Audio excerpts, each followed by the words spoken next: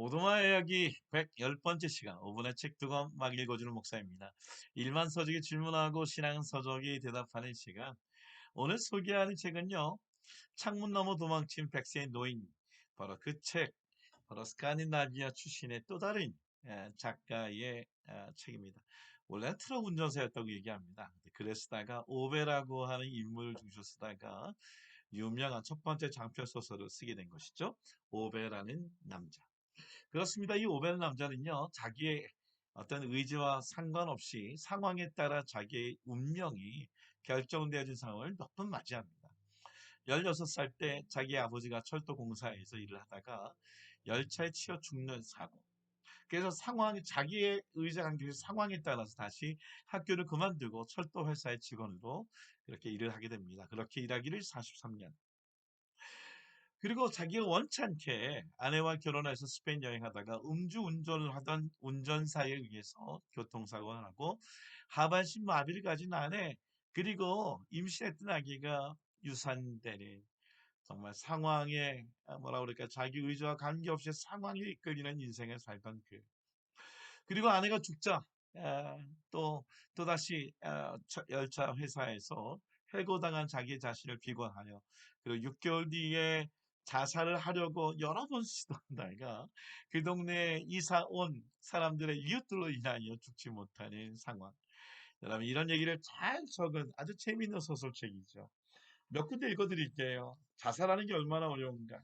페이지 70페이지. 오베는 그저 평화롭게 죽고 싶을 뿐이었다. 그게 그렇게 과한 요구인가? 오베는 그렇게 생각하지 않았다. 뭐 좋다. 그는 6달 전 그녀의 장례식이 끝나자마자 일을 준비했어야 했다. 그 아내가 죽자마자 자기도 죽기로 결정한 것이죠. 근데요, 자기가 날짜를 또 정하지 못합니다. 왜냐하면 이런 글이 써 있어요. 자살하는 바람에 사람들이 사방에서 출근하지 않는다면 세상이 어떤 꼴이 되겠는가?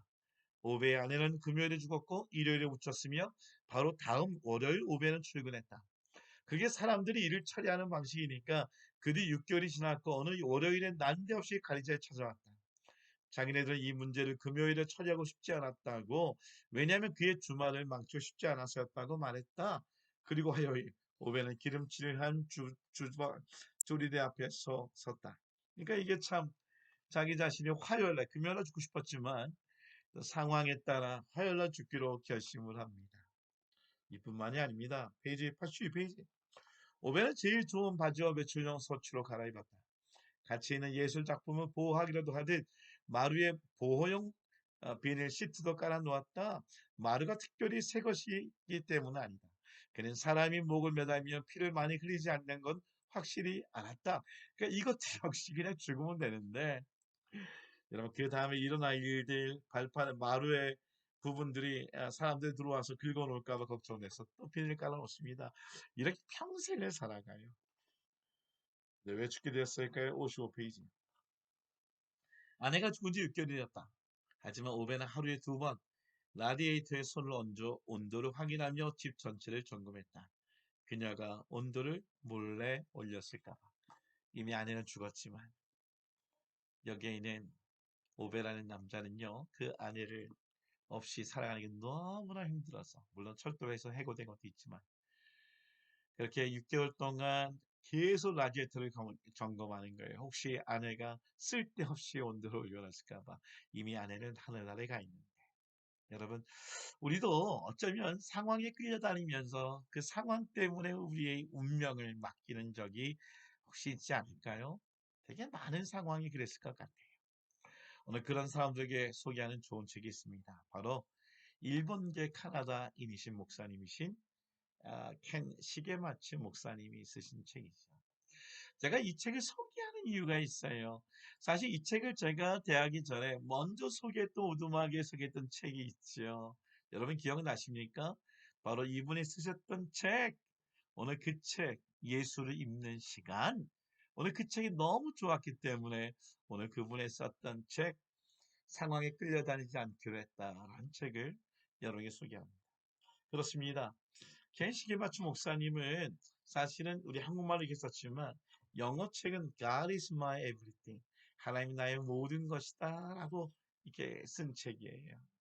물론 한국말로도 번역을 참 잘한 것 같아요. 자, 그분의 글을 직접 읽어드릴게요. 39페이지. 균형 잡힌 삶이 아니라 예수 중심의 삶. 생활 수칙을 세우는 목적은 균형 잡힌 삶을 얻는 것이 아니라 그리스도를 모든 일의 중심에 모시고서 사는 것이다. 삶의 모든 측면을 이상적인 크기로 유지함으로써 균형을 이루어주는 사람들이 있는데 그렇게 하면 그리스도 중심의 삶을 놓치기 쉽다. 잘 생각하세요. 균형 잡힌 삶의 일상을 꾸미는 게 중요한 게 아니에요. 그리스도를 중심으로 삶을 살아가는 것. God is my life. God is my everything. 그렇게 정해야 된다는 것이죠. 그러면서 거기에 맞게끔 아주 재미있는 글을 적어놓은 것이 있어요. 그렇습니다. 페이지 22페이지예요. 일생을 어떻게 보면 이렇게 생활 수칙을 적어놓고 살았던 분들이입니다. 바로 KT의 수도사들의 이야기인데요.